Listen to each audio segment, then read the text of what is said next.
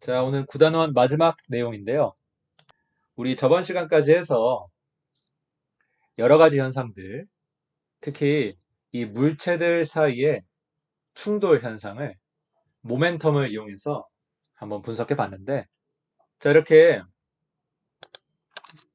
1번 경우처럼 정면 충돌해서 서로 1차원 운동을 하게 되는 경우도 있었고요. 뭐 왼쪽, 오른쪽으로만 뭐 움직이고, 뭐 튕겨 나가고 하는 거야. 자, 아래처럼 이렇게 비껴서 충돌해가지고 2차원 운동을 하게 되는 경우도 있었어요. 자, 그러면 어떨 때 정면 충돌하고요? 어떨 때 비껴 충돌하는 거야? 우리가 보통 물리 문제를 풀 때 이 물체를 점으로 표시하고, 그치? 이 파티클 모델이라고 합니다. 자, 이 점에 물체의 질량이 모두 모여 있다. 이런 가정을 하게 되는데, 자, 여기 있는 공 같은 경우에는 이런 가정이 어렵지 않아요. 그냥 공 한가운데 질량이 모두 모여 있다 하면 될 것 같은데, 그냥 느낌이 그렇지. 자, 그랬을 때 이 질량이 모여 있는 점, 이 질량 중심, center of mass 혹은 이제 영어로 CM이라고도 하는데, 자, 이 질량 중심이 1번 경우처럼 동일선상에 있는 경우에는, 그치? 이렇게 동일선상에 있을 때는 정면 충돌한다고 얘기할 수 있을 것 같고요.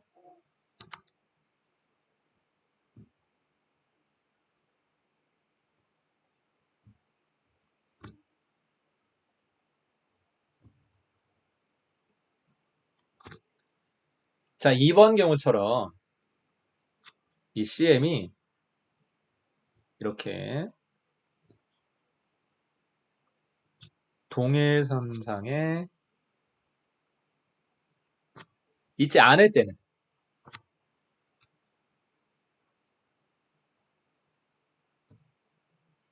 비껴서 충돌한다고 얘기할 수 있을 것 같아요.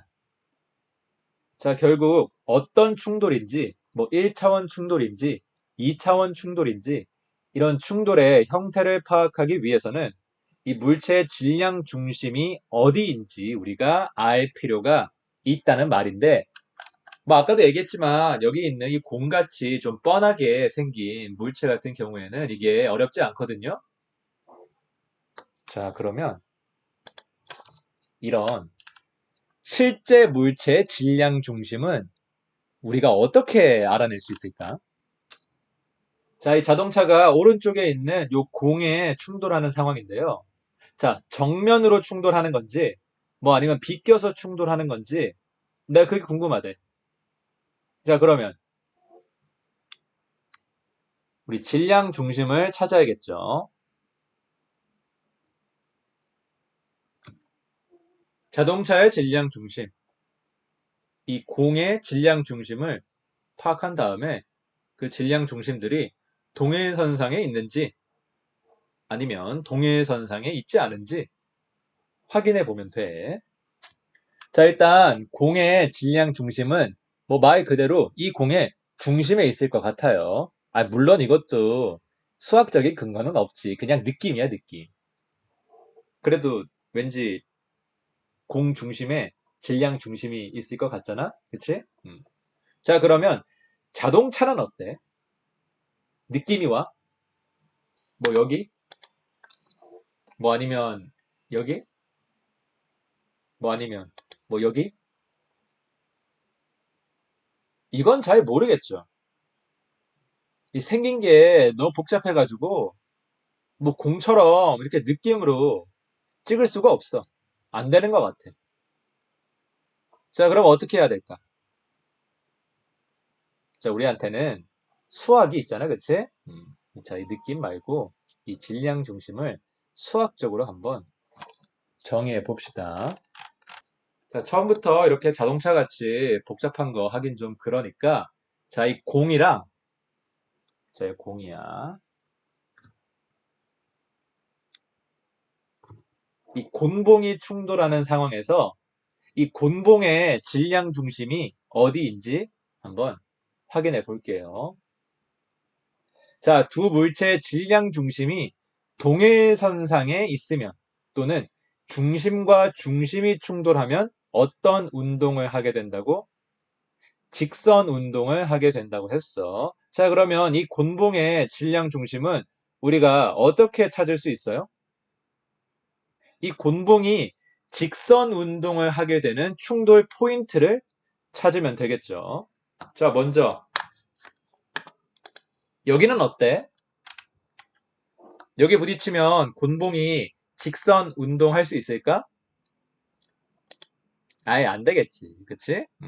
이렇게 회전하면서 튕겨 나갈 거 아니야? 직선 운동이 아니에요. 자, 그러면 여기는 여기도 마찬가지로 안 되겠죠?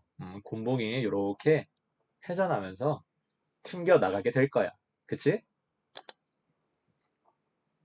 자, 이 큰 M과 작은 M 사이에 적당한 위치에 충돌을 해야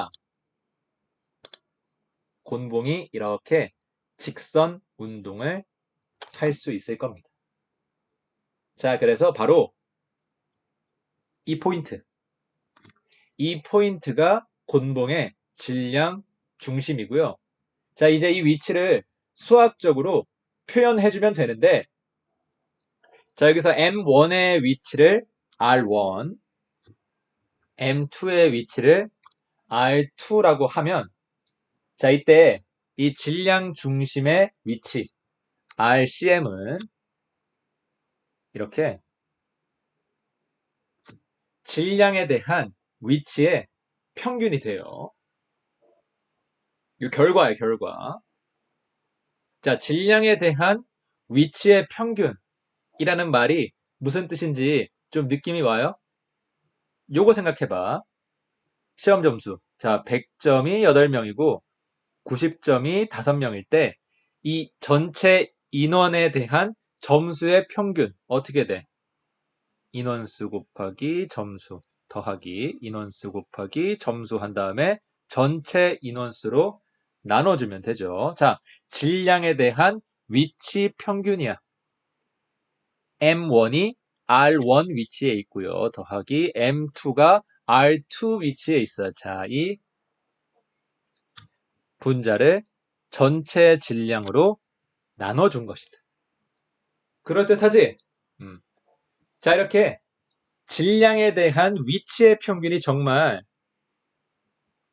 이 질량 중심의 위치가 되는 건지 한번 확인해 볼게요. 유도해 보겠습니다. 자, 이 질량 중심, 이 ICM에 정말 이 곤봉의 질량이 뭐 M1 더하기 M2 모두 모여 있고, 자, 그래서 이 질량 중심이 이 곤봉이라는 시스템을 대표할 수 있는 위치라고 한다면,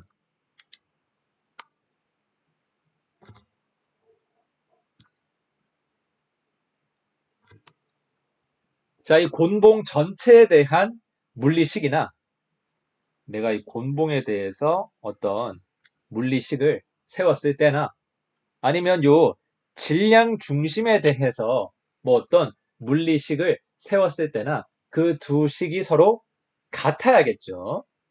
그치? 서로 다르면 의미가 없어.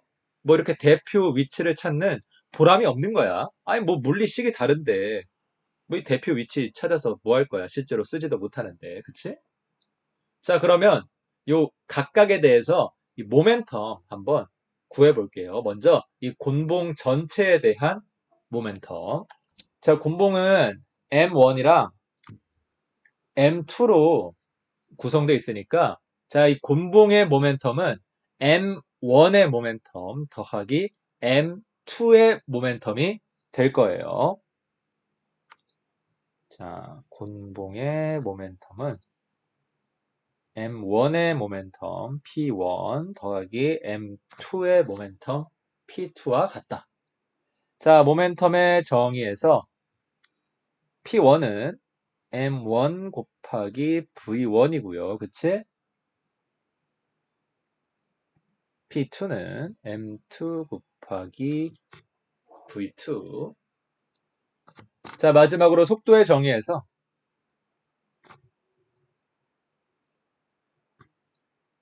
V1은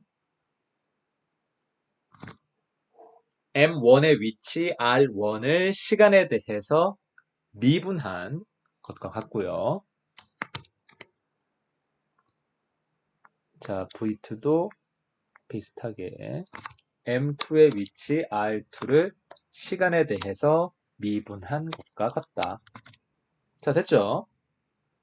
자, 그 다음 이 질량 중심에 대한 모멘텀 한번 구해볼게요. 자, 질량 중심의 모멘텀은 전체 질량, 이 질량 중심에 질량이 모두 모여있다고 생각할 수 있는 거니까 M1 더하기 M2 곱하기 이 질량 중심이 움직이는 속도 VCM이라고 할까? 자, 요거를 곱해주면 되는데 속도의 정의에서 VCM은 이 질량 중심의 위치 RCM을 시간에 대해서 미분한 것과 같아요. 그쵸? 자, 그런데 앞에서 RCM이 뭐라고 했어? 질량에 대한 위치의 평균 식으로 쓰면 M1 R1 더하기 M2 R2 나누기 M1 더하기 M2 라고 했거든. 자, M1, M2는 상수니까 미분이랑 상관이 없죠? 자, 이렇게 약분이 되고 요 M1 요 밖으로 나올 수 있고요. M2 마찬가지로 이렇게 밖으로 나올 수 있어요. 자, 그래서 정리하면 M1 DR1 DT 더하기 M2 DR2 DT. 이거 뭐였죠? M1의 속도 V1이었죠. 이건 뭐였죠? M2의 속도 V2였죠. 자, M1 V1 뭔데? M1의 모멘텀. M2 V2 뭔데? M2의 모멘텀. 자, 그래서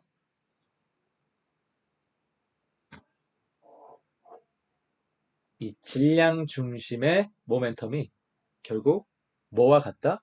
앞에서 구한 이 곤봉의 모멘텀과 같다. 우리가 곤봉에 대해서 모멘텀을 구하나 이 곤봉의 질량 중심에 대해서 모멘텀을 구하나 결과가 어떻다? 결과는 같다. 자, 그래서 결국 복잡하게 생긴 물체의 질량 중심은 어디라는 거예요? 질량에 대한 위치의 평균이다. 여기라는 거야, 여기. 자, 또 이런 질량 중심을 이용하면 어떤 복잡하게 생긴 물체의 운동을 기술할 때 우리가 물체의 형태나 모양을 신경 쓸 필요가 있다는 거야, 없다는 거야? 없다는 거야.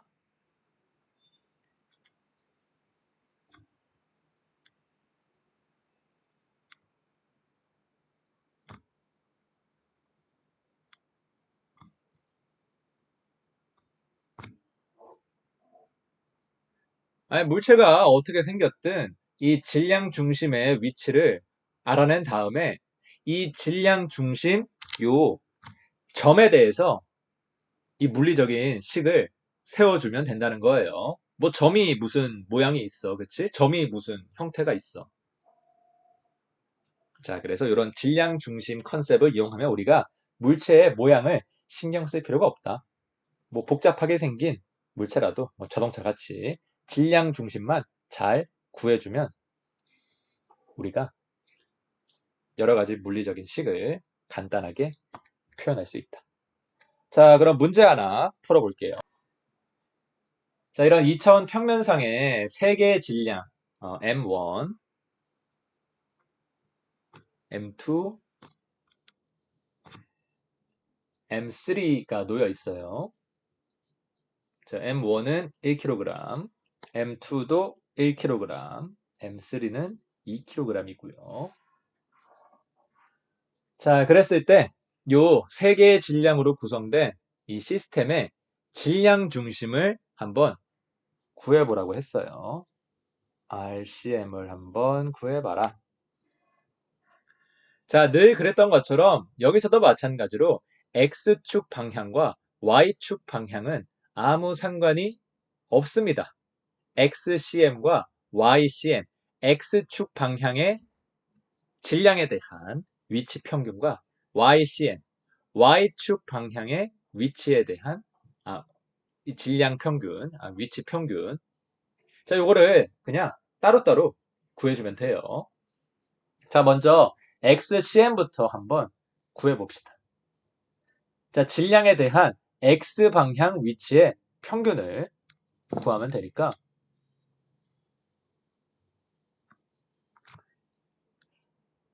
자, 질량 곱하기 X방향 위치. 자, 이 위치의 총합을 전체 질량으로 나눠주면 돼요. 자, 우선 질량이 3개니까 M1X1 더하기 M2X2 더하기 M3X3를 자, 전체 질량 M1 더하기 M2 더하기 M3로 나눠주면 된다. 그래서 M1은 1kg. 자, X1, M1의 X축 방향 위치 1이죠? 자, 1m. 자, M2도 1kg. 자, M2의 X축 방향 위치 2m 위치에 있네요. 자, 그 다음에 M3는 2kg. 자, M3의 X축 방향 위치 원점의 위치 0m.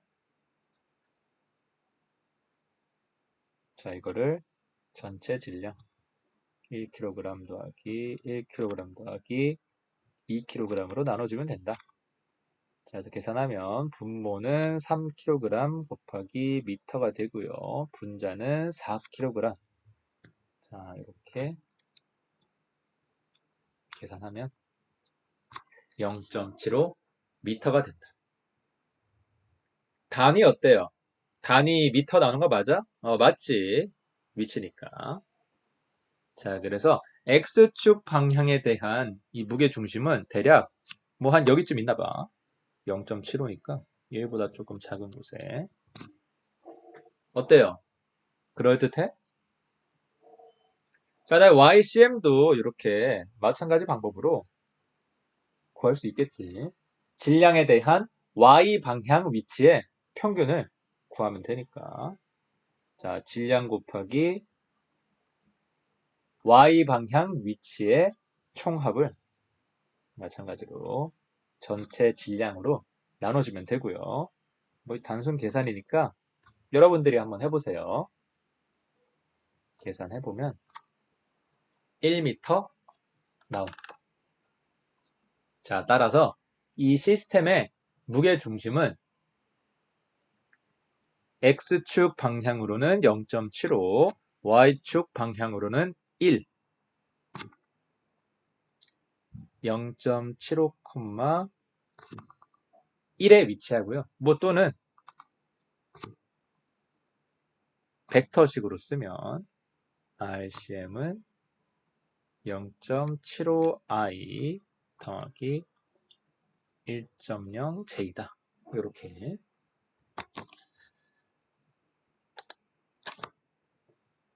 어때요? 뭔가 중심처럼 보여? 여기쯤 있을 것 같아? 평균 내면? 그럴듯하죠. 아, 막 이런데 뭐 있다고 하면, 뭐 여기나, 이 못 믿을 텐데, 아니, 그럴듯하잖아. 그치? 자, 그래서 만약에 이 시스템의 물리적인 상태, 뭐 예를 들면 내가 이 시스템의 모멘텀을 식으로 표현하고 싶어요. 자, 그랬을 때 이 M1, M2, M3 각각에 대해서 다 따로 식을 세워줄 필요가 있다, 없다? 없다. 어떻게 하면 된다? 여기 질량 중심에다가 전체 질량 M1 더하기 M2 더하기 M3가 모두 모여 있다고 생각을 하고 이 질량 중심 점에 대한 식을 세우면 충분하다라는 거예요. 자, 이 시스템 전체에 대한 식이나 이 시스템의 질량 중심에 대한 식이나 똑같다는 거 잘 정리해 두세요. 이게 핵심입니다. 자, 그러면 조금 더 복잡하게 생긴 시스템의 무게중심 한번 구해 볼게요. 자, 지금 우리는 특정한 위치에 특정한 질량이 위치하고 있는 경우에 무게중심 구하는 방법밖에 모르거든? 그치? 질량에 대한 위치 평균.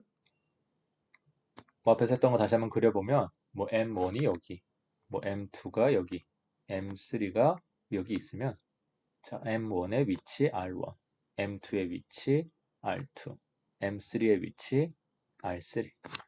자, 이런 시스템에 대한 질량 중심 구하는 거는 우리가 쉽게 할 수 있단 말이야. 자, 그러면 이렇게 이 그림처럼 불특정한 넓은 범위에 임의의 질량이 넓게 퍼져 있는 경우에 무게중심은 어떻게 구하면 좋을까? 우리 알고 있는 건 요거밖에 없어. 요거. 특정한 위치에 특정한 질량이 위치하고 있는 경우 무게중심 구하는 방법 가지고 이런 불특정한 넓은 범위에 임의의 질량이 넓게 퍼져 있는 경우에 이 질량 중심은 어떻게 구하면 좋을까? 어떻게 하면 돼? 이렇게 잘게 쪼개면 되죠? 특정한 위치 R1에 있는 아주 작은 질량 조각 델타 MI들에 대해서 이 질량에 대한 위치 평균을 내면 돼요. 자, 예를 들면 질량 중심의 X좌표 XCM은 자, 1번 조각 곱하기 1번 조각의 X방향 위치. 자, 2번 조각의 질량 곱하기 2번 조각의 X방향 위치. 땡땡땡 해가지고 내가 만약에 N개로 쪼갰다. 자, N번째 조각의 질량 곱하기 N번째 질량의 X방향 위치. 자, 이거 다 더해준 거를 뭐로 나누면 돼? 전체 질량으로 나누면 돼. 이 조각 질량 다 더한 걸로 나누면 돼. 이렇게 시그마로 깔끔하게 쓸 수도 있겠죠. 뭐 또는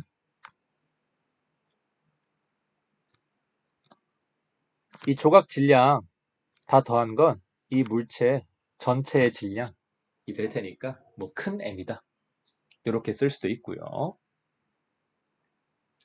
자, 근데 요거는 N개로 쪼갰을 때고요.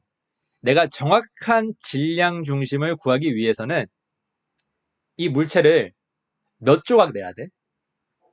그치? 무한히 잘게 쪼개면 쪼갤수록 정확한 질량 중심을 구할 수 있겠죠. 자, 무한히 잘게 쪼개면 무한히 정확해지는데 덤으로 계산까지 쉬워져. 게이드. 자, 어떻게 하면 돼? 위치 x를 질량 조각 dm에 대해서 적분하면 돼요. 식으로 쓰면 이렇게 이 질량 조각 한 개의 질량을 무한히 작게 만드는 거야. 그럼 무한 개의 조각이 생기겠지, 그치?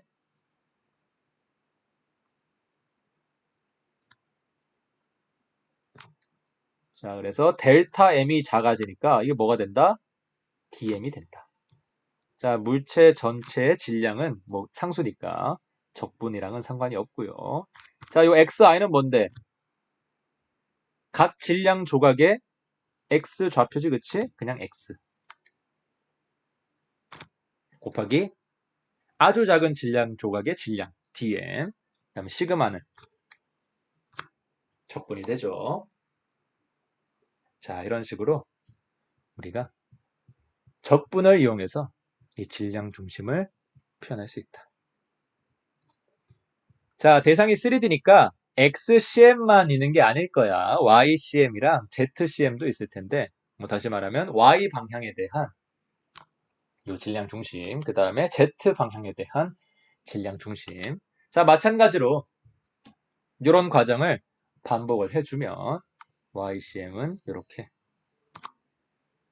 이 질량 조각의 Y축 방향 위치를 곱해준 다음 어떻게 해라? 다 더해라. 그거를 전체 질량으로 나눠라. 똑같지? 자, 질량 조각의 질량 DM에다가 각 질량 조각의 Z 방향 위치 Z를 곱해준 다음에 다 더해라. 그거를 뭘로 나눠라? 전체 질량으로 나눠라.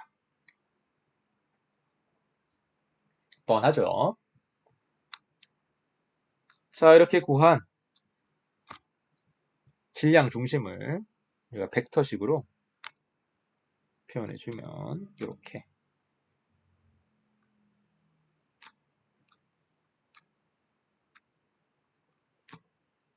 X, Y, Z 방향은 서로 상관이 없으니까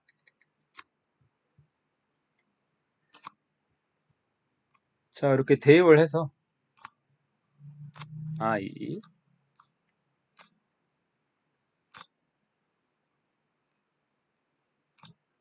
여기 J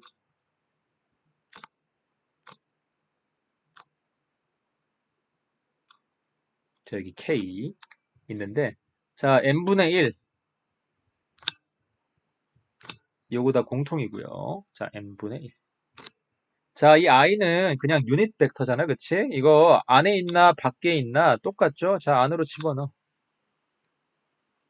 자, 안으로 집어넣으면 인테그랄 xi 더하기 yj 더하기 zk의 dm 이게 뭔데? 이거 그냥 x, y, z잖아. 그냥 위치잖아. 그치?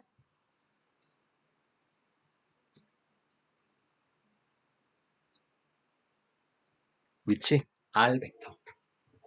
자, 이런 식으로 벡터 이용해서 표현해 줄 수도 있다. 자, 하지만 요 벡터식이 언제나 그렇지만 이 쓸모 있는 거야? 아니, 쓸모 없어. 그냥 보기 좋으라고 이렇게 써 놓은 거야. 결국 우리가 어떤 3D 실제 물체의 질량 중심을 구하기 위해서는 어떻게 해줘야 돼? 쪼개야 돼.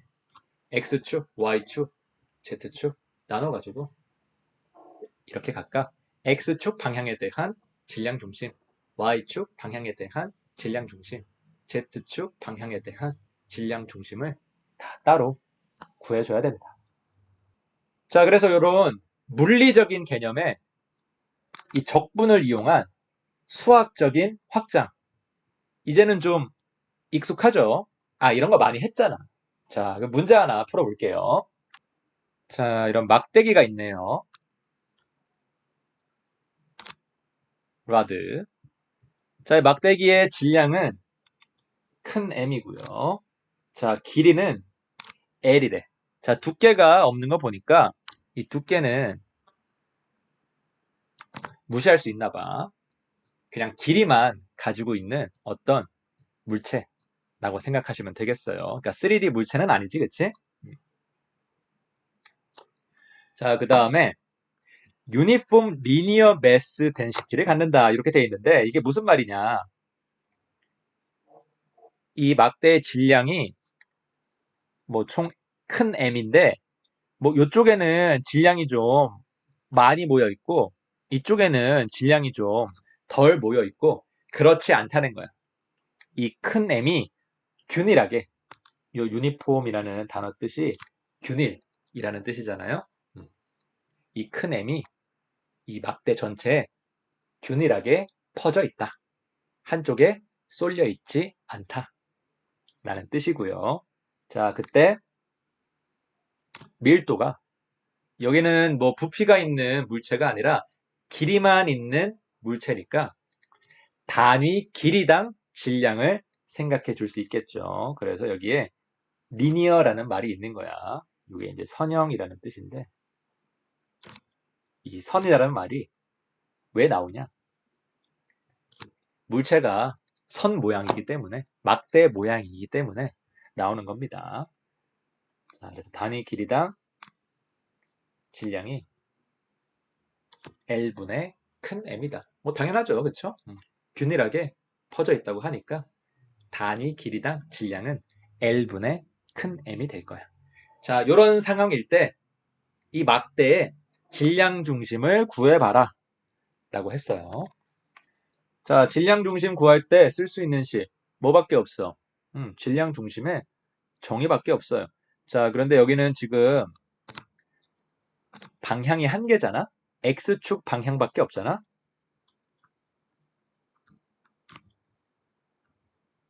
요 XCM 식을 들고 오면 되겠다. 자, 그래서 문제에서 이 큰 M은 주어져 있는 거니까 신경 쓸 필요 없고요. 결국 요 뒤에 요 적분만 우리가 계산해주면 이 XCM을 구할 수 있다는 말인데, 자, 이 적분 안에 있는 문자가 서로 다르죠. 자, P적분 함수는 X고요.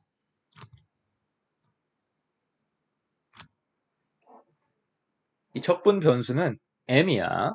X라는 함수를 M에 대해서 적분하라고 했어. 자, 이거 적분할 수 있어, 없어? 없지?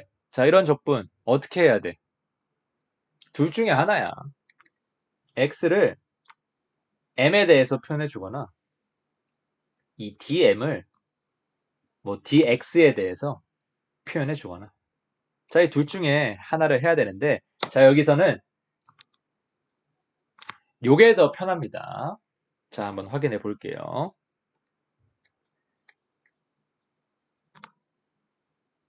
DM이 뭔데? 여러분 앞에서 DM이 뭐라고 했죠? 임의의 위치에 있는 아주 작은 조각의 질량이라고 했죠. 여기 너무 커. 이거보다 훨씬 작아야 돼. 훨씬. 무한히 잘게 쪼갠 거니까. 자, 요 질량 조각의 길이를 우리가 dx라고 합시다. dx는 뭔데? x축 방향에 아주 작은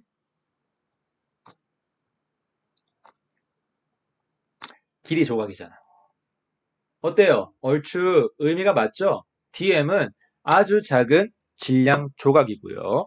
dx는 x축 방향에 아주 작은 길이 조각이라는 뜻이니까 이 dm의 길이를 우리가 dx라고 할 수 있을 것 같아요. 자, 근데 이 문제에서 뭐라고 했냐면 단위 길이당 질량이 람다라고 했거든. L분의 M이라고 했거든. 자, 그러면 이 길이 dx에 해당하는 요 조각이 가지고 있는 질량 어떻게 표현할 수 있어요? 단위 길이당 질량에다가 길이를 곱해주면 되지. dx L분의 M dx가 뭐랑 같다? dm과 같다. 자, 그래서 이렇게 dm을 dx에 대해서 표현할 수 있습니다. 자, 이제 뭐 대입만 하면 되지. 자, x dm 대신에 L분의 m dx 대입하고요. 자, 어디서부터 어디까지 적분하면 돼? 자, dx에 대한 적분인데 이 막대기가 어디서부터 어디까지 분포하고 있어요? 여기 원점 0부터 L까지 분포하고 있죠. 자, 0부터 L까지 적분해주면 됩니다. 그래서 m이랑 m이랑 없어지고 L분의 1만 남고요. 자, 이거 안에 거 적분하면 2분의 1 L 제곱 되거든. 뭐 이 정도는 암산으로도 되지? 자, 결국 정리하면 2분의 L이 됩니다. 이 막대의 질량 중심은 어디야? 이 막대의 가운데에 있다. 어때요? 예상하던 결과야? 내가 이 막대의 운동을 뭔가 식으로 표현하고 싶을 때 이 막대의 모양을 생각해 줄 필요가 있다는 거야? 없다는 거야? 없다는 거야. 이 막대의 질량, 큰 M이 여기 가운데 지점에 다 모여 있다. 이렇게 가정하고 문제를 풀어도 상관없다. 자, 됐죠? 자, 막대 우리가 처음에 봤을 때부터 질량 중심, 요 막대의 한 가운데일 것 같다는 그런 느낌이 있었어. 근데 실제로 한 가운데가 나오네. 신기하게.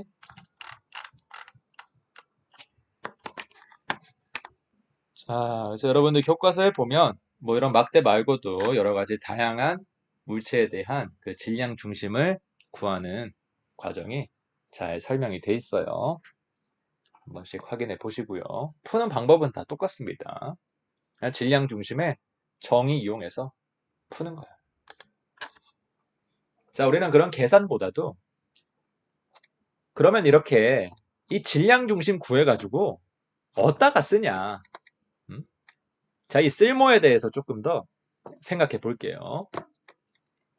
자, 이 질량 중심이랑 그 다음에 시스템 그리고 이 모멘텀을 우리가 잘 이용하면 여러 가지 복잡한 물체의 운동을 굉장히 쉽게 설명할 수도 있어요. 뭐 예를 들어서 자, 여기 속도 V로 날아가던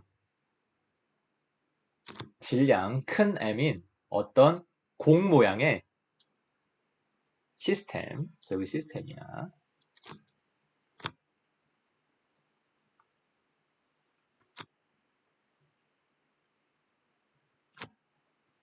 자, 이 시스템 내부에서 갑자기 이렇게 폭발이 일어나가지고 이 공이 M1, M2, M3 세 개의 조각으로 쪼개졌을 때 이 각 조각의 속도 V1, V2, V3가 궁금하대. 자, 이거 뭐 폭발이 어쩌고 조각이 받는 힘이 어쩌고 하면 엄청 어렵거든요. 자, 그런데 모멘텀 측면에서 생각해 보면 자, 이 폭발은 시스템 내부에서 일어나는 거잖아. 그치? 지금 폭발 어디 있어? 이 시스템 요 바운더리 안에 있잖아.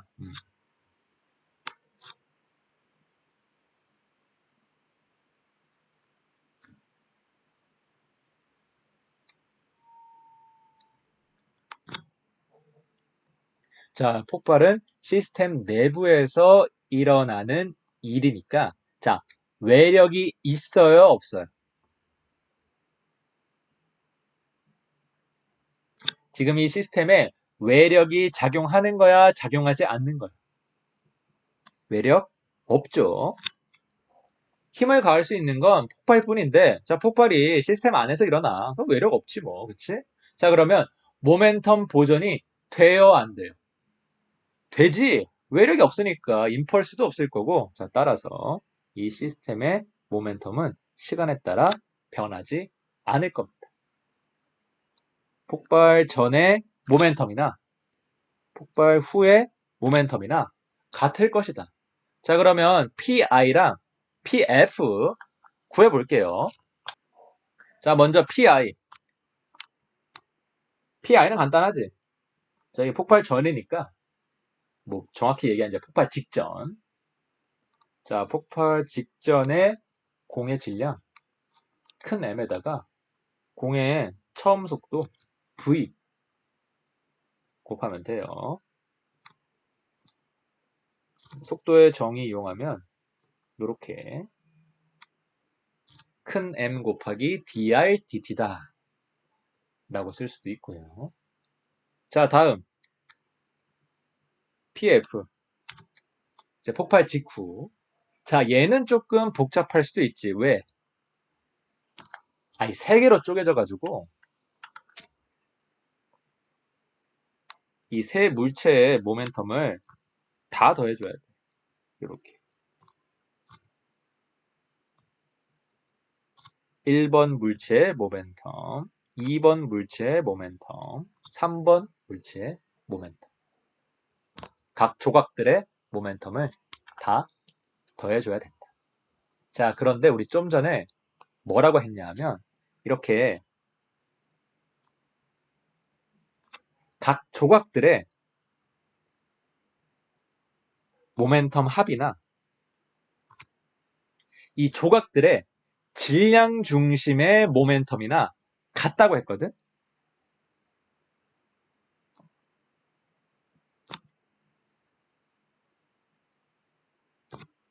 그치? 다시 말하면 이게 자, 이 조각 3개의 질량 다 더하면 큰 M이 될 거고요. 뭔진 잘 모르겠지만 이 조각들의 질량 중심의 속도를 여기다가 곱해준 거랑 같다. 이건데 자, 정말 그런지 이거 쉽게 확인할 수 있습니다. 속도의 정의랑 곱하기 나누기만 할 줄 알면 돼요. 자, 한번 해볼게. 자, M1. 자, 속도의 정의에서 V1은 dR1 dt가 되고요. 자, M2 곱하기 V2인데 V2는 dR2 dt. 그치? 자, M3 곱하기 V3인데 자, V3는 dR3 dt. 자, 여기서 M으로 묶고 또 ddt로 묶어요. 이 미분을 나중에 하자는 거야. 자, 그 다음에 M1, M2, M3 먼저 곱해주고요. 자, M으로 묶었으니까 분모에 큰 M이 들어가게 될 거고요. 자, 큰 M은 다시 쓰면 M1 더하기 M2 더하기 M3죠. 자, 이게 그냥 큰 M이야. 자, 그 다음에 M1 R1 더하기 M2 R2 더하기 M3 R3가 되고요. 이거 뭔데? 앞에서 봤잖아. M1, M2, M3 이 질량에 대한 위치의 평균이다.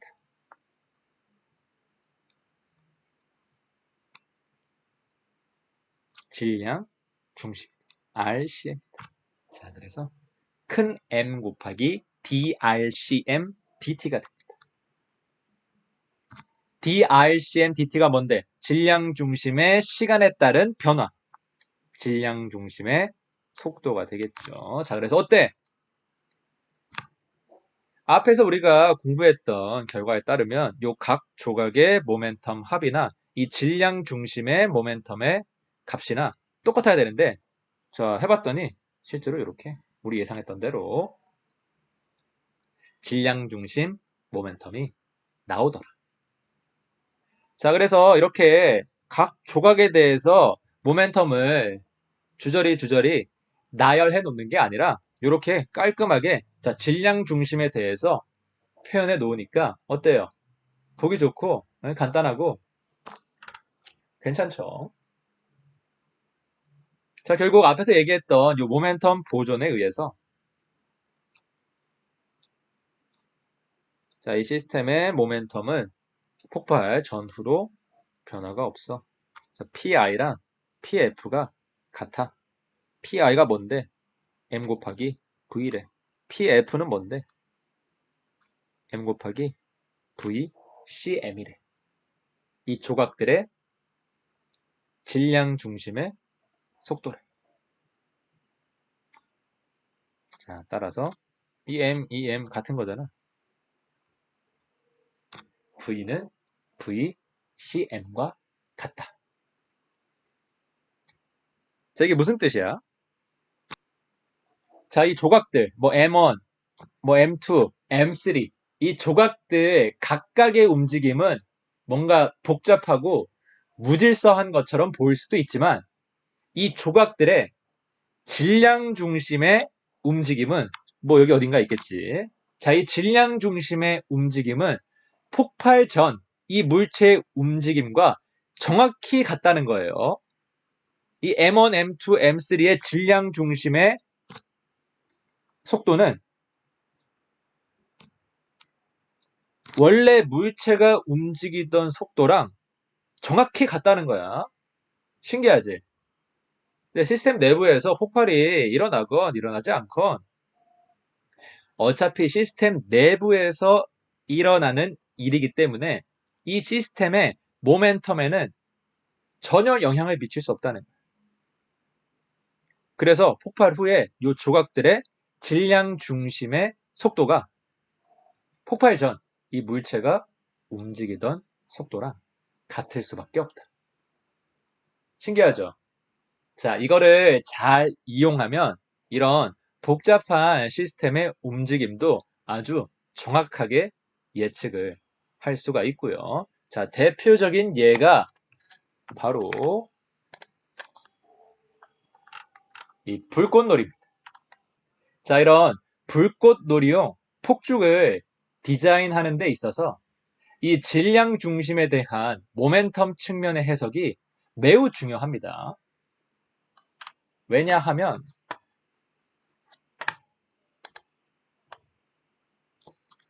자, 이게 이런 덩어리가 날아가다가 여기 있지, 덩어리. 빵 하고 터지면서 이런 여러 개의 조각들로 쪼개지는 건데, 자, 앞에서 봤던 것처럼 모멘텀 보존에 의해서 자, 이 조각들의 뭐 조각이 엄청 많지, 여기는. 뭐 다 조각이야. 뭐 친구들. 뭐 얘도 조각이고, 뭐 얘도 조각이고, 얘도 조각이고, 뭐 얘도 조각이고, 얘도 조각이고, 뭐 얘도 조각이고, 뭐 다 조각이야. 이 조각들의 질량 중심, 뭐 어딘가 있겠지. 이 질량 중심의 속도는 좀 전에 봤던 처음 덩어리의 속도랑 같거든. 자, 이 조각들 각각의 속도는 제멋대로의 서로 다 달라서 우리가 예상하기 너무 어렵지만 이 조각들의 질량에 대한 평균적인 속도는 일정하다는 말이에요. 자, 이걸 이용해서 폭죽이 터질 때 모양을 예상을 하고 설계할 수 있다는 말이야. 자, 그래서 예전에는 이게 이제 폭죽 장인들, 이제 경험이나 뭐 폭죽 가문에 전해 내려오는 뭐 비극, 자, 이런 것들이 이 폭죽 설계나 제작에 아주 필수적인 요소였는데, 뭐 요즘은 이 질량 중심, 그 다음에 모멘텀 보존에 대한 지식이랑 컴퓨터만 있으면 누구나 손쉽게 이 폭죽을 만들 수 있습니다. 물론 이제 화약을 사야 되는데, 화약만 어떻게 구할 수 있으면 폭죽 만들 수 있어요. 자, 나중에 여러분들 가족이나 뭐 애인이나 뭐 친구랑 불꽃놀이 구경 가서 누가 뭐 폭죽이 너무 예쁘다 라든지 아니면 아유 저런 모양은 도대체 어떻게 만드는 거냐, 자 이런 거 궁금해 하잖아. 제가 방금 여러분들한테 설명했던 것들 잘 기억해 뒀다가 대답해 주세요. 야, 저 별거 없고 그냥 질량 중심이야. 그러면 이제 부모님께서 아유 우리 누구 대학 보낸 보람이 있구나. 아유 우리 누구 뭐 내가 정말 예쁘다. 나도 너처럼 뭐 공대 갈 걸 부럽다. 이런 다양한 반응을 보는 재미가 있을 거예요. 진짜 하지 마. 농담이야. 그냥 가만히 보세요. 마음속으로만 생각해. 자, 그러면 마지막으로 이 무게중심 이용해서, 질량중심 이용해서 아주 복잡해 보이는 문제 한번 풀어볼게요. 이 문제가 아마 여러분들 인생에서 마주칠 수 있는 가장 어려운 역학 문제 중에 하나가 아닐까 싶어. 갑자기 물리 수업을 듣고 물리가 너무 좋아져서 물리과로 전과하지 않는다면 아마 이게 제일 어려운 문제일 거야. 자, 문제만 봐서는 무슨 소린지 이해하기가 좀 힘들 수도 있어서 제가 애니메이션을 준비해 봤어요. 자, 질량이 같은 상자 두 개가 길이가 L인 스프링으로 연결이 돼 있는데, 자, 이 두 상자의 가운데를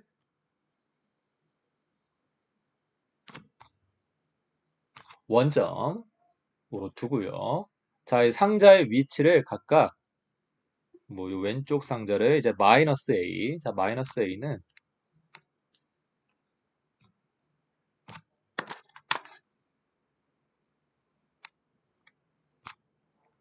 마이너스 2분의 L이 되겠죠. 자, 다음 오른쪽 상자를 플러스 A라고 합시다. 뭐, 이 친구는 플러스 2분의 L일 거야. 자, 요런 처음에 상태였는데, 자, 여기서 내가 이 왼쪽 상자를, 여기 손가락 보이지? 여기 손가락. 왼쪽 상자를 x1만큼 지그시 밀었대. 이렇게 진짜 밀 줄은 몰랐지. 자, 그래서 왼쪽 상자의 위치가 x1만큼 변했어요. 자, 이때 원래 같으면 이 오른쪽 상자도 x1만큼 이동해야 되는데, 자, 이게 스프링이잖아. 이 스프링이라서 이 스프링이 좀 압축이 되는 바람에 오른쪽 상자는 x1보다는 작은 x2만큼만 이동했다는 거예요. 자, 무슨 말인지 알겠죠? 그래서 민 후에는 이 상자의 위치가 각각 어떻게 됐냐? 자, 왼쪽 상자는 마이너스 a 더하기 x1. 자, 오른쪽 상자는 a 더하기 x2가 됐더라. 자, 이렇게 하고 나서 손을 딱 바로 뗐어. 자, 바로 뗐더니 이 상자 스프링 시스템이 이렇게 꿀렁거리면서 오른쪽으로 이동하더래. 안녕. 상상이 돼요? 실제로 이렇게 움직일 수 있을 것 같아요? 그치? 가능할 것 같지? 그럴듯하죠? 자, 그래서 이 상자의 질량이 둘 다 m이고요. 내가 왼쪽 상자를 밀어준 힘이 F, 그 다음 민 시간이 델타 T일 때, 자, 1번. 이 시스템의 질량 중심의 속도를 구해라. 라고 했어요. 그 다음에 두 번째. 이 시스템의 진동 에너지. 뭐, 진동이 스프링 때문에 일어나는 거니까,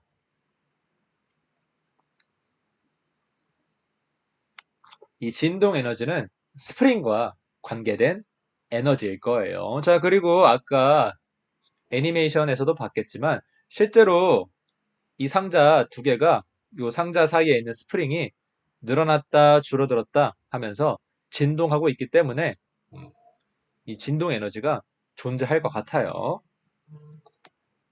자, 이 스프링과 관계된 진동 에너지를 구해보라고 했습니다. 자, 한번 풀어볼게요. 자, 그래서 내가 요 왼쪽 상자의 움직임, 오른쪽 상자의 움직임을 따로 생각해 준다? 아, 이러면 굉장히 힘들어. 하지만 우리 뭐 배웠어? 질량 중심 배웠잖아, 그치? 질량 중심을 가지고 이 시스템의 움직임을 한번 생각해 보자. 자, 그래서 일단 질량 중심의 위치, 질량 중심의 위치는 어떻게 돼요? 이 가운데지, 그치? 여기 원래 원점이었죠? 자, 처음에 요 원점에 질량 중심이 있는 거야. 자, 요 질량 중심이 이제 시간에 따라서 오른쪽으로 이동하게 되는데 아까 꿀렁거리면서 이렇게 오른쪽으로 갔으니까. 자, 요 질량 중심에 대해서 식 한번 세워 볼게요.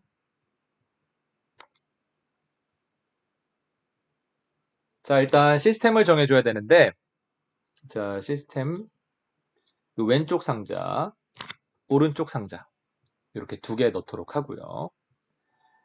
자, 다행히 1차원 운동입니다. 뭐 좀 복잡하긴 하지만, 왼쪽, 오른쪽, 이렇게밖에 안 움직여요. 자, 그래서,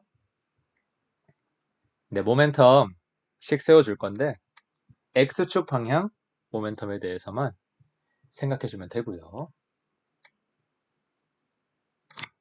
자, 이 델타 P가 뭐랑 같아? 임펄스랑 같죠. 그래서 임펄스가 0이면 좋을 텐데 0이야? 0은 아니지. 왜?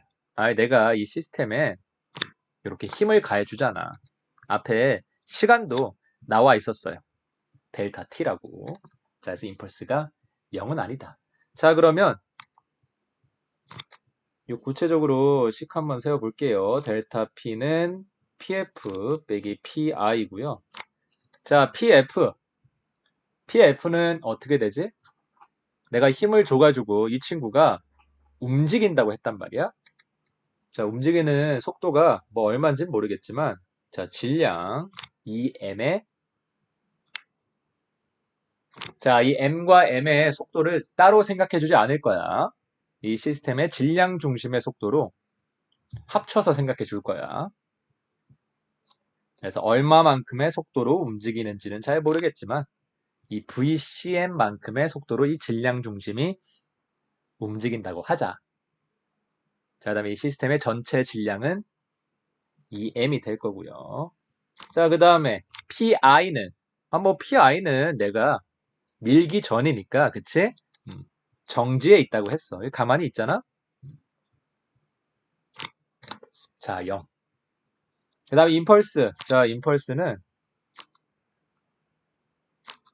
이 시스템에 작용하는 포스를 시간에 대해서 적분해주면 되는데, 자, 앞에서 F 일정하다고 했고, 그 다음에 작용하는 시간 델타 T라고 했으니까 임펄스는 그냥 간단하게 F 곱하기 델타 T다.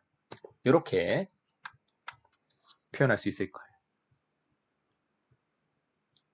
자, 그러면 여기서 일단 이 델타 T가 얼마인지를 우리가 좀 구해줄 필요가 있는데, 델타 T는 내가 이 힘을 작용한 시간이고요. 내가 힘을 얼마만큼 작용해 줬냐면 이 왼쪽 상자가 x1만큼 밀릴 동안, 그 다음에 오른쪽 상자가 x2만큼 밀릴 동안 가해 준 거야. 그치? 자, 그래서 내가 이 F를 가해 주는 동안 이 시스템의 질량 중심이 움직인 거리를 뭐 대략 이 시스템의 질량 중심의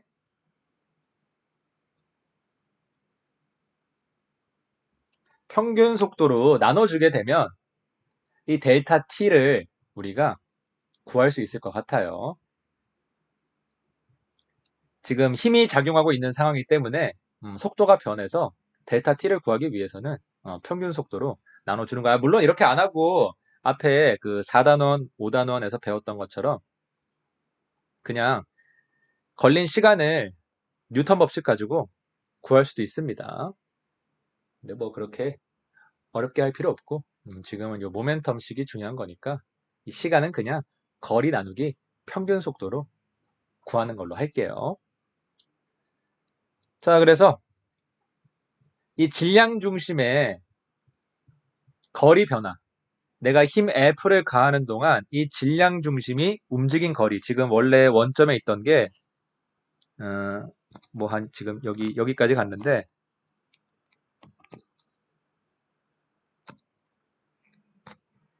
요 얼마만큼 움직였냐 라는 거지. 자, 요 거리가 2분의 1 x1 더하기 x2가 됩니다.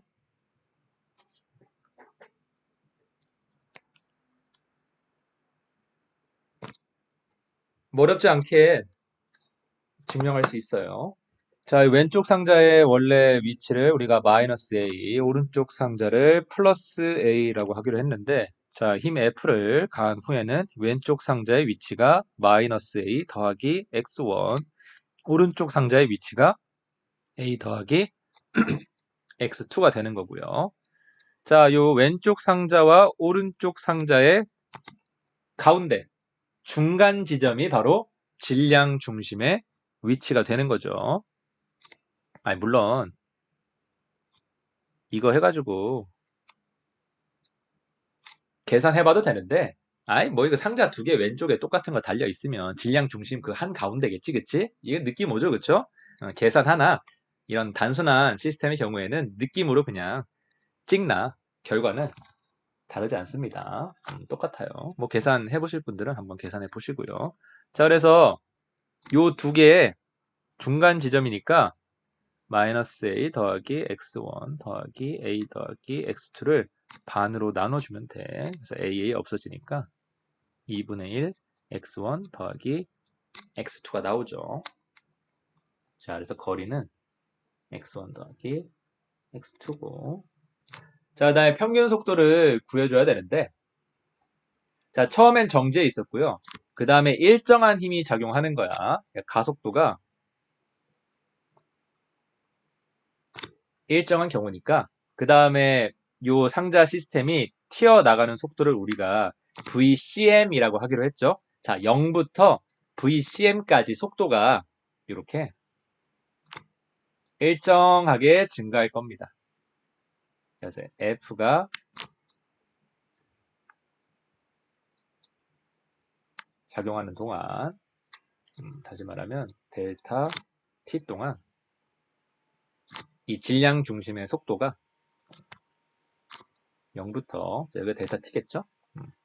0부터 VCM까지 이렇게 직선으로 증가할 것이다. 이게 이제 일정하니까. 자, 이런 경우에 평균 속도 어떻게 돼요?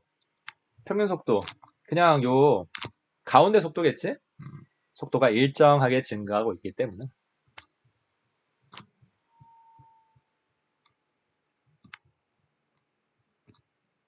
처음 속도와 마지막 속도.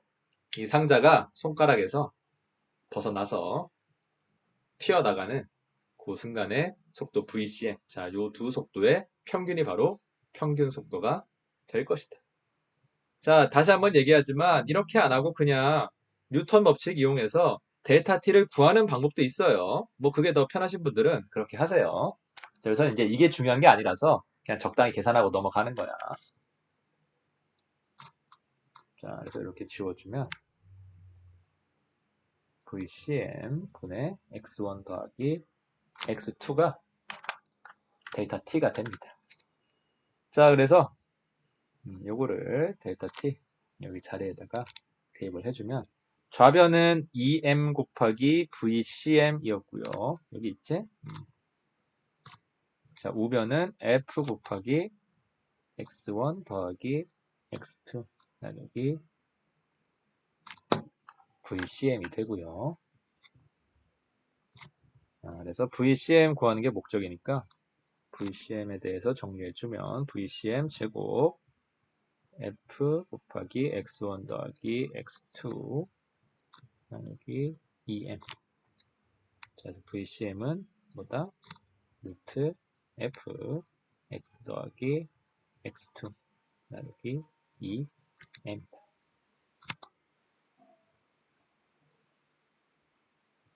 자, 그래서 우리가 이 상자, 왼쪽 상자가 우리가 가해준 힘에 의해서 얼마나 밀렸는지 X1, 그 다음에 오른쪽 상자가 우리가 가해준 힘 F에 의해서 또 얼마나 밀렸는지 X2만 잘 측정을 하면, 그치? 이 상자 두 개로 이루어진 이 시스템의 질량 중심의 속도를 구할 수 있다는 거예요. 자, 그래서 결과를 보니까 그럴듯한 것 같아요. 자, F가 커지면 내가 이 상자를 더 강한 힘으로 밀었다. 그러면 이 상자의 질량 중심의 속도가 더 빠른 거야. 그치? 비례해. 자, 그 다음에 X1과 X2가 클수록, 다시 말하면 내가 이 상자를 많이 밀어준 거야. 맞죠? 내가 이 상자를 많이 밀어주면 많이 밀어줄수록 이 상자의 속도가 더 빠른 거예요. 이것도 그럴듯하지. 자, 그 다음에 질량에는 반비례하네. 이 상자가 무거우면 무거울수록 이 상자의 속도는 더 느릴 것이다. 이것도 그럴듯하죠.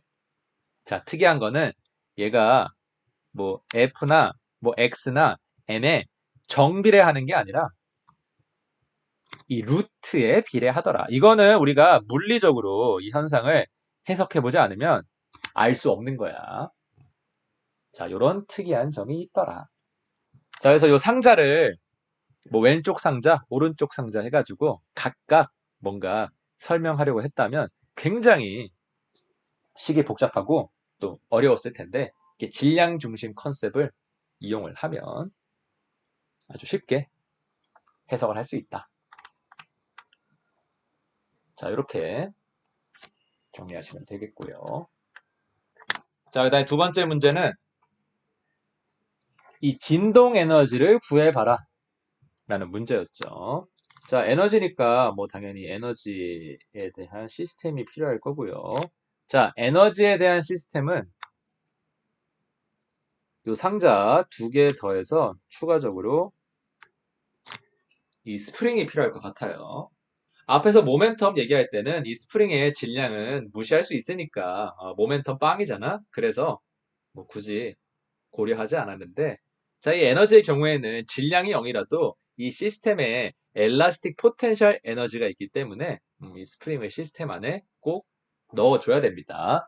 그래서 뭐 모멘텀 해석할 때 시스템이랑 에너지 해석할 때 시스템이 서로 다르다? 좀 이상하다? 이상한 거 아니야. 내 마음이야, 시스템은.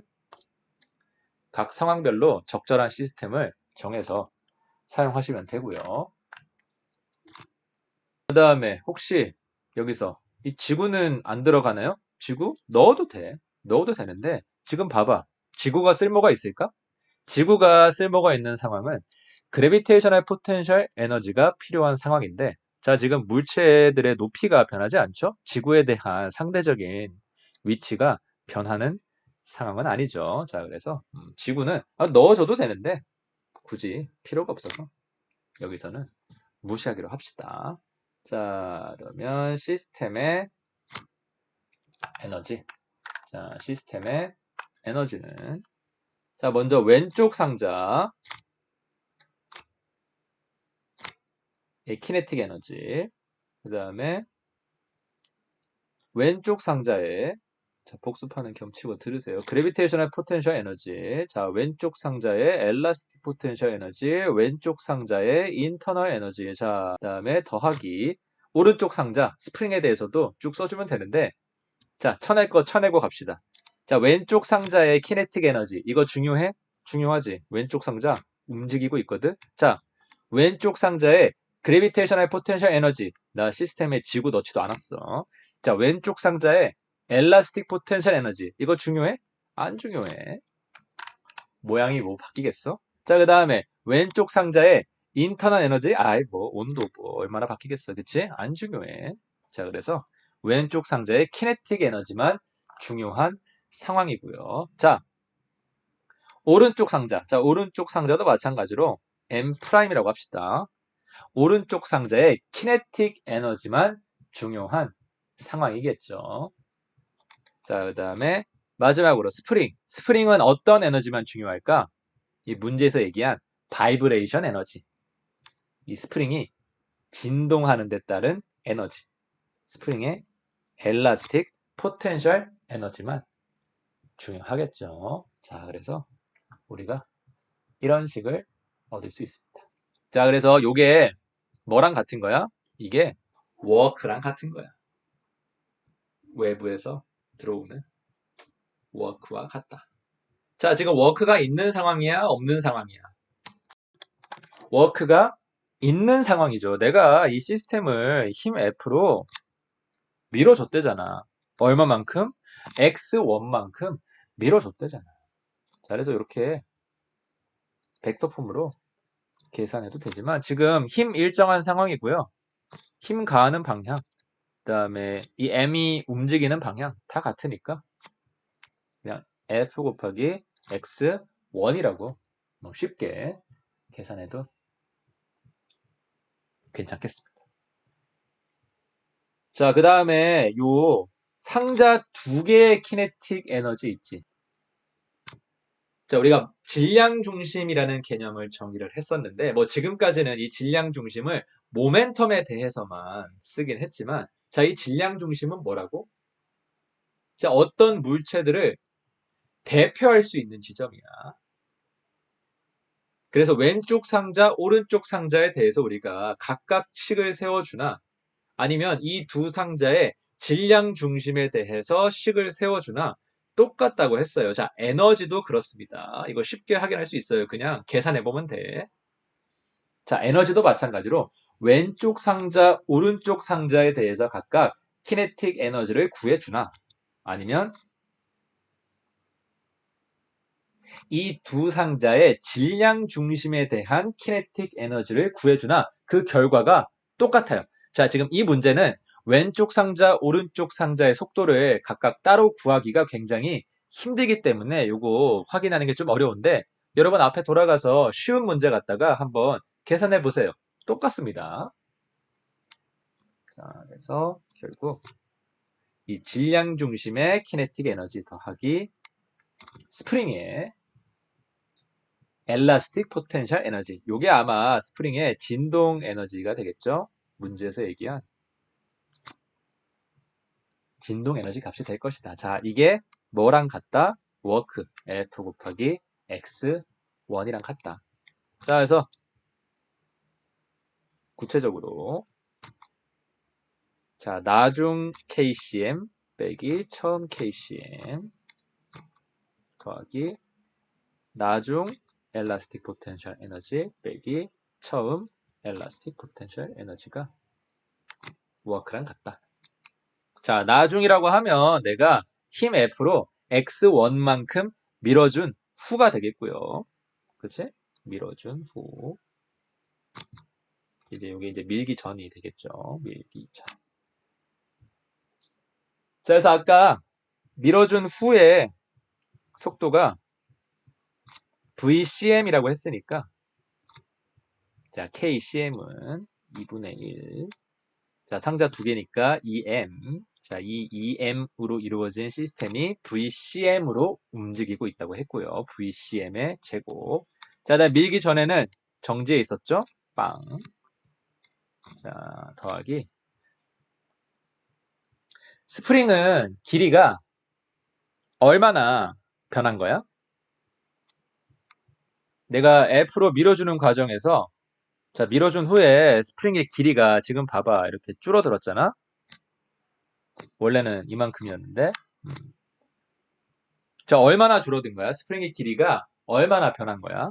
자, 처음에는 스프링이 늘어나지도 줄어들지도 않은 길이가 0이었다. 자, 이렇게 문제에서 알려줬으니까 USI는 0이고요.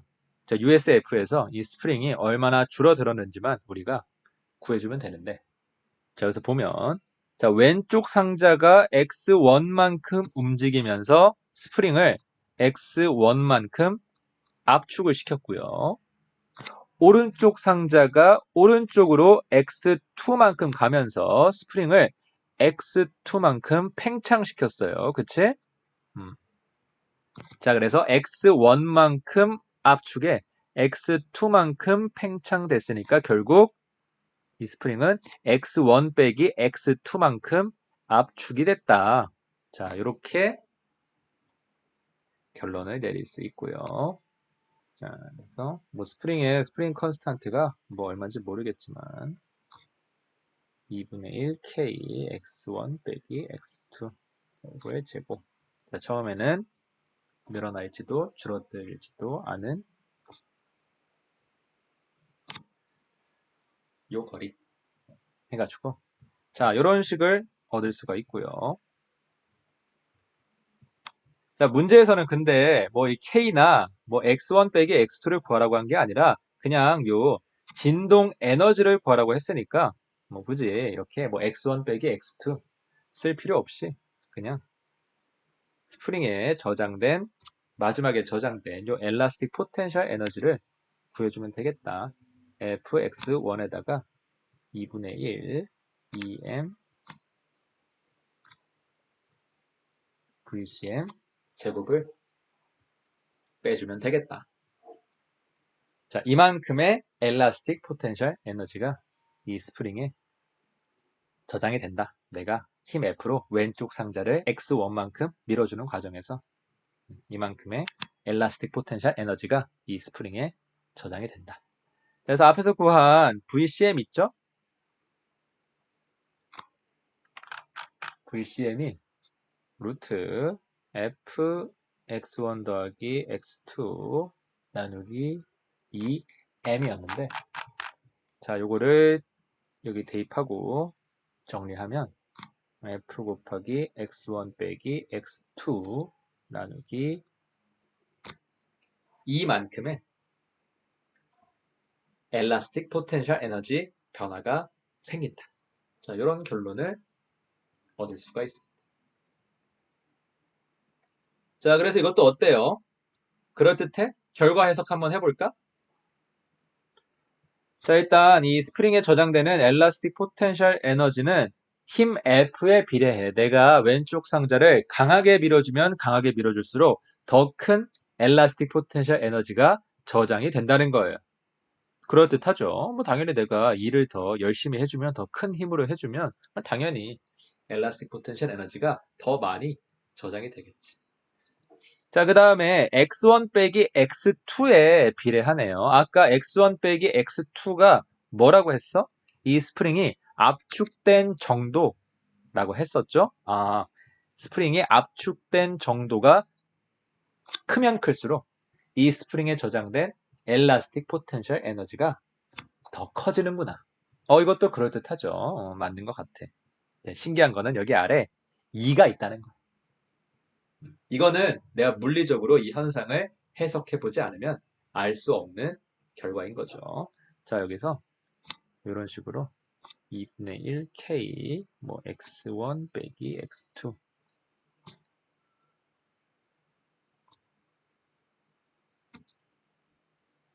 자, 이 스프링 포텐셜 에너지에 대한 식을 대입을 해주게 되면 우리가 이 스프링에 대한 정보도 이렇게 알아낼 수 있습니다.